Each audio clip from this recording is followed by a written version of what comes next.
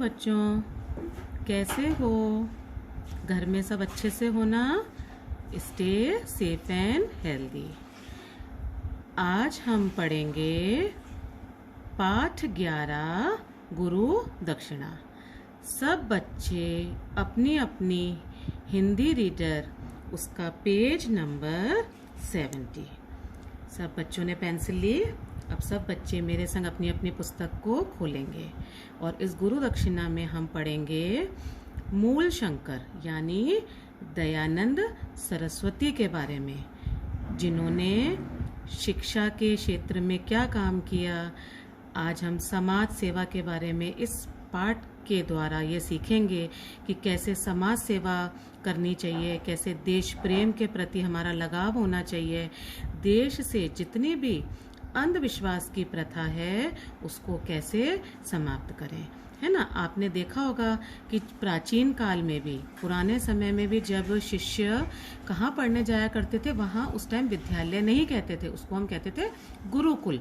तो जब वो गुरुकुल में पढ़ने जाते थे और गुरुकुल में पढ़ने के बाद जब उनकी शिक्षा की अवधि समाप्त हो जाती थी तो हर शिष्य को अपने अपने गुरु को क्या देना होता था?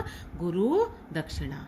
तो उस समय में, प्राचीन काल में, जब शिष्य गुरु को गुरु दक्षिणा देता था तो वो गुरु दक्षिणा पैसे, रुपए या ये सब चीजें नहीं होती थी।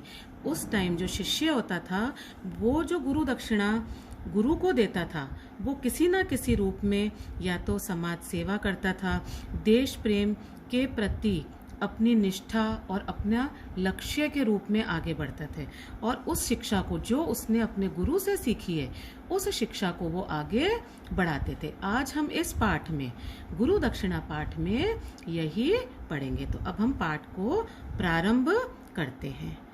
मूल शंकर का जन्म सन 1824 में हुआ था। जो दयानंद सरस्वती थे उनका बचपन का नाम क्या था? मूल शंकर।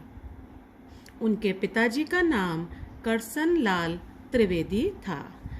करसन लाल जी का परिवार खूब संपन्न था। संपन्न था मतलब वो अच्छे थे, पारिवारिक स्थिति, आर्थिक स्थिति उनकी अच्छी थी। उन्होंने मूल शंकर की शिक्षा का उत्तम प्रबंध किया। उन्होंने अपने बेटे के लिए शिक्षा का बहुत अच्छा इंतजाम किया था। मूल शंकर अपनी बहन की मृत्यु से बहुत दुखी रहते थे। अब यहाँ क्या हमें समझ में आ रहा है कि मूल शंकर की एक बहन भी थी और उसकी मृत्यु हो चुकी थी, तो वो अपनी बहन की मौत से बहुत दुखी रहते थे। जब वह 16 वर्ष के थे, 16 मतलब 16 इयर्स के थे, तब उनकी 14 वर्षीय छोटी बहन की अकाल मृत्यु हो गई थी। अकाल मृत्यु मतलब समय से पहले। एक दिन उनके पिता ने उनके दुखी होने का कारण जानना चाहा। एक दिन उन्होंने अपने बेटे के, हमेशा मतलब जो मूल शंकर था दुखी रहता था, तो एक दिन उनके पिता को महसूस हुआ तो उन्होंने अपने बेटे के दुखी होने का कारण जानना चाहा। पिता: बेटा मूल शंकर, तुम इतना उदास, इतना दुखी क्यों रहते हो? मूल शंकर: पिताजी, जब से मैंने अपनी बहन की मृत्यु देखी है मुझे इस संसार की किसी भी वस्तु में रुचि नहीं रही। उन्होंने क्या बोला अपने पिताजी से कि जब से मेरी बहन की मृत्यु हुई है तब से मुझे संसार की किसी भी चीज में, किसी भी वस्तु में, किसी में भी मेरी रुचि, मेरा लगाव नहीं है। मेरा मन इस संसार के दुखों से छुटकारा पाने का हल ढूंढना चाहता है।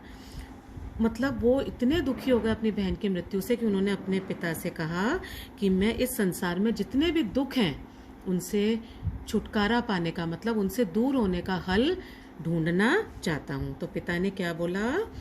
बेटा, यह तो संसार का नियम है।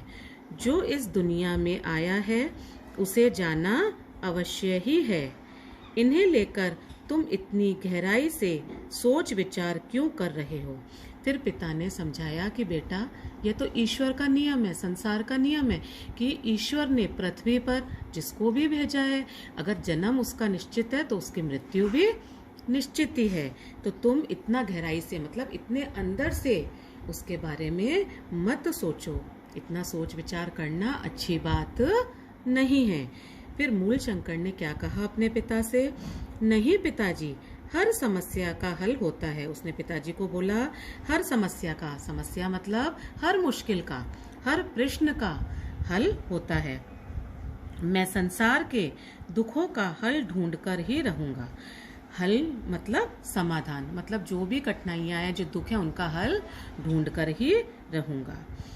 मूलशंकर सच्चे गुरु की तलाश में चल देते हैं। ऐसा कहकर अपने पिताजी को वो अपने गुरु की, अपने सच्चे गुरु की, टीचर की तलाश में चल देते हैं। रास्ते में उन्हें पूर्णानंद सरस्वती नामक एक महात्मा मिलते हैं। रास्ते में चलते चलते उनको कौन मिलते हैं? एक महात्मा मिलते हैं। उन महात्मा का नाम क्या था? उनका नाम था पूर्णानंद सरस्वती। वे मूल शंकर के विचारों से प्रभावित होकर उनका नाम दयानंद सरस्वती रख दिया। अब रास्ते में जब मूल शंकर और पूर्णानंद जी आपस में मिले तो उन्होंने आपस में कोई ना कोई बातचीत करी होगी, तभी तो वो उनकी बातचीत से वो महात्मा जी प्रभावित हुए ना। उनको मतलब उनकी बातों का अंदर तक असर हो गया और उन्होंने उनका नाम क्या रख दिया?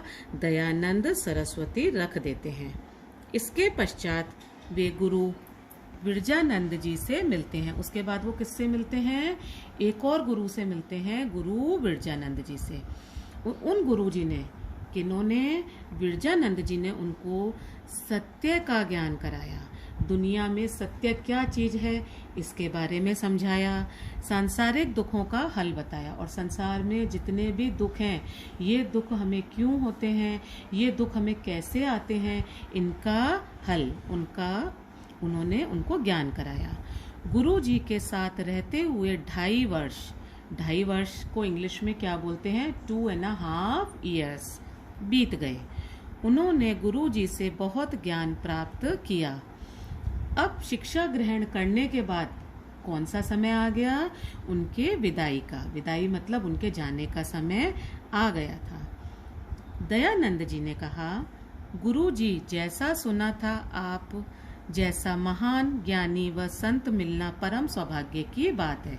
दयानंद ने अपने गुरु विरजानंद को बोला कि आपके बारे में जैसा सुना था वैसे ही महान ज्ञानी, आप बहुत महान ज्ञानी हैं, ऐसा संत मिलना मेरे लिए, क्या बोला उन्होंने? परम सौभाग्य मेरा, मैं बहुत खुशकिस्मत हूँ कि मुझे आप जैसे गुरु प्राप्त हुए। आपसे मिलकर यह सत्य साबित हो गया, मतलब ये सच है। आपने मुझे वेदों का सच्चा ज्ञान कराया। उन्होंने किसका ज्ञान कराया? उनको वेदों का, 4 वेद होते हैं ना, उनका भी उनको ज्ञान कराया। सत्य का मार्ग दिखाया, सत्य का रास्ता दिखाया, वह सच्चे सुख की प्राप्ति के उपाय भी बताए। और सच्चा सुख क्या है इस जीवन में, उसके भी उपाय बताए। मैं आपका आभारी हूँ।